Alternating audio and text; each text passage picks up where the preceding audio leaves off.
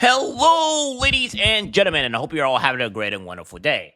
Well, we have very unfortunate news. Of course, this happened a couple of days ago, so be as it may, this is not immediate. I am late on news, and I have to do some catch up, so we're going to be doing a bit more hemorrhaging throughout, maybe not today, but tomorrow. You'll see what I mean here when coming up. Is that we have apparently a lot of planes crashing as of late. It's not a good thing. It's actually a bad thing, and it makes me really wonder on what is going on with our air traffic.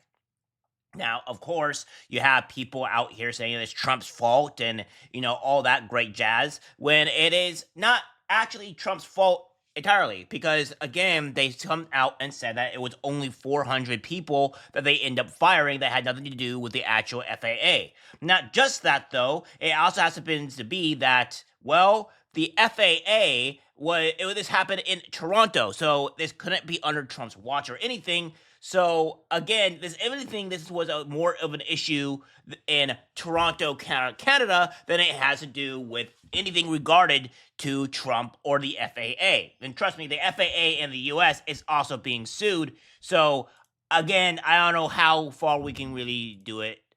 Go with this, right? Without further ado, my friends, let's get directly into it. Now, this may be a slightly longer video than possible, but you'll find out. Okay, so what we have here is NBC pundit points out Trump's air traffic controller cuts in plane crash coverage, even though it happened in Canada. Says the NBC pundit Tom Costello mentioned Donald Trump's cuts to air traffic controllers during live coverage of the horrific Toronto plane crash on President Donald Trump, despite it happening in Canada. On Monday afternoon, a Delta plane crash landed at Toronto's Pearson International Airport after flying from Annapolis to Toronto. The aircraft, a Bombardier CR-900 carrying 80 people, flipped and appeared to land upside down shortly after 3 p.m. Miraculously, everyone on board survived. At least 15 people have been taken to the hospital. Shortly after news of the frightening incident was shared, Costello, a senior correspondent, said that the string of recent plane crashes will yet again raise the concern about FAA staffing. Now, this is a Canadian air traffic control tower, and this is under Canadian authority once it crosses the border, and yet, as you know, there has been talk about maybe staff cuts at the FAA as a part of President Trump's effort to trim down the federal workforce, Costello continued. He then went on to contradict what he said, adding, yet, as you also know, the FAA has been complaining for years that they are understaffed in critical job positions, especially in air traffic control.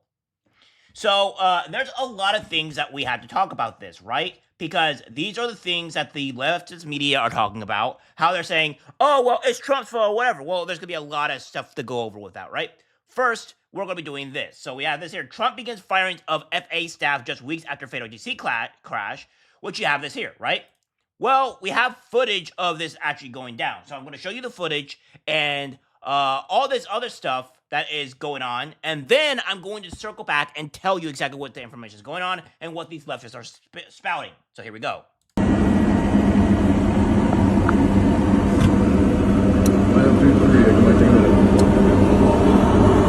Oh fuck! Oh fuck! Oh no no no no no!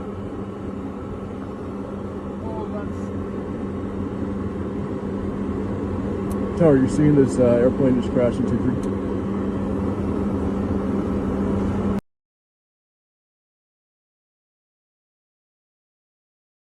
What we see here is a simple fact of that this plane is going too hot, right? Like, look at this. Look how fast this plane is going. It is going way too fast. So this has to be something more closer to a pilot error, more or less than even an FAA error, because the FAA doesn't tell you like, oh, you're going too fast. You have to kind of know that you're going too fast. I've ridden on planes before. They're kind of uncomfortable in the terms of I do not like the what is it, the draft or whatever? I forgot what they call it. I've been on planes before, and I don't really like the bumping or bumping whatever in the plane. That kind of makes you a little bit uncomfortable, but it's not that bad. Now, I've also ridden in smaller planes before when I was a very young kid, and normally when you are going to land, your nose is a bit up in the air to make sure the wheels contact the ground, and then you land.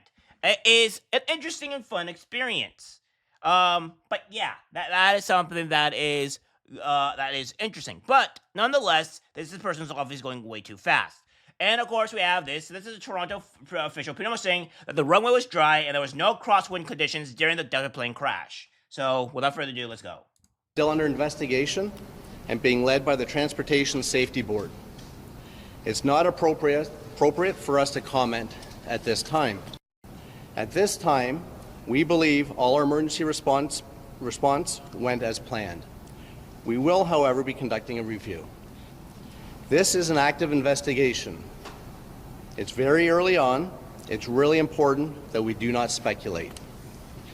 What we can say is the runway was dry and there was no crosswind conditions.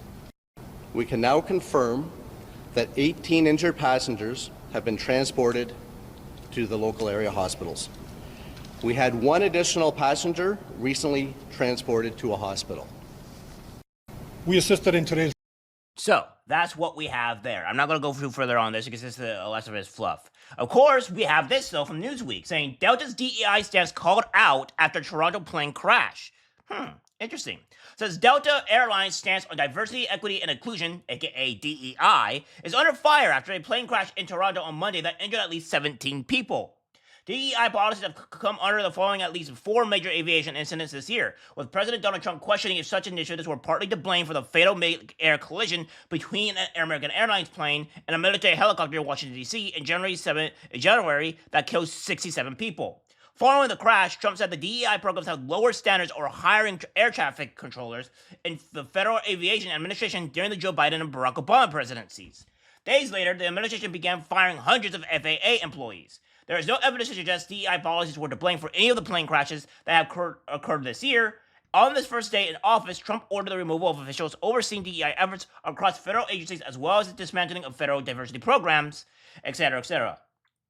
So, yes, that is what's going on here. And the media is saying, oh, well, Trump fired these people. Well, the thing is we even have this from Reuters saying FAA fires fewer than 400 workers, Transportation Chief says. So what he goes on to say is that the Federal Aviation Administration fired fewer than 400 employees out of his workforce of 45,000, Transportation Secretary Shannon Dean stuff, he said, on Monday, as questions rise around air traffic safety amid a spat of recent plane accidents. So the fact of the matter is that there was less than 400 employees of the workforce that were fired, and it was out of 45,000 people, and they were not even the big ups, right, that were part of the thing, right?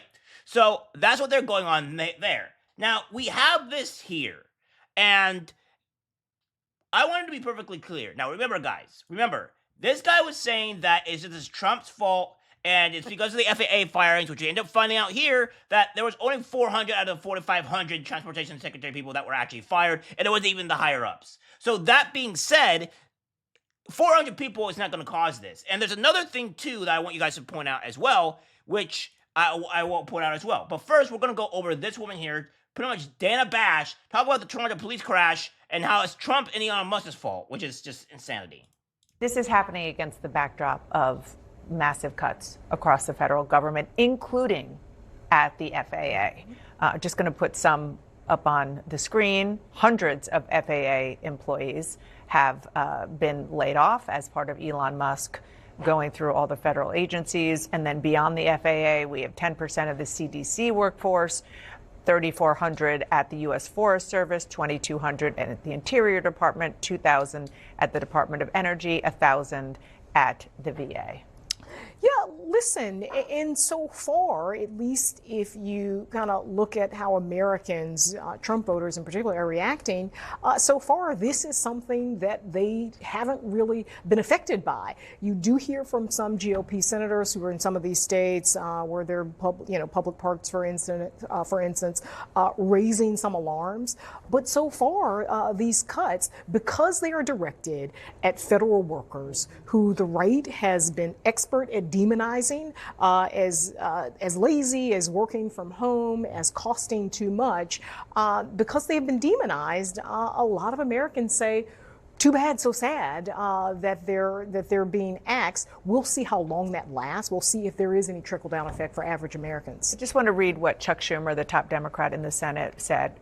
I'm thankful that everyone in the flight incident in Toronto that took off from Minneapolis is safe, but we keep seeing these incidents day after day. Meanwhile, Trump's doing massive layoffs at the FAA, including safety specialists, and making our skies less and less safe. Well, we all know Chuck Schumer's a clown, right? And he's wrong because it was only 400 people out of the 45,000. So if you're saying an extra 400 people is going to solve this problem, I break the news to you, it's not. And to add insult to injury as well, guys, this is what we have here. So the U.S. is not even in control of the Canadian FAA, which happened in Toronto, Canada.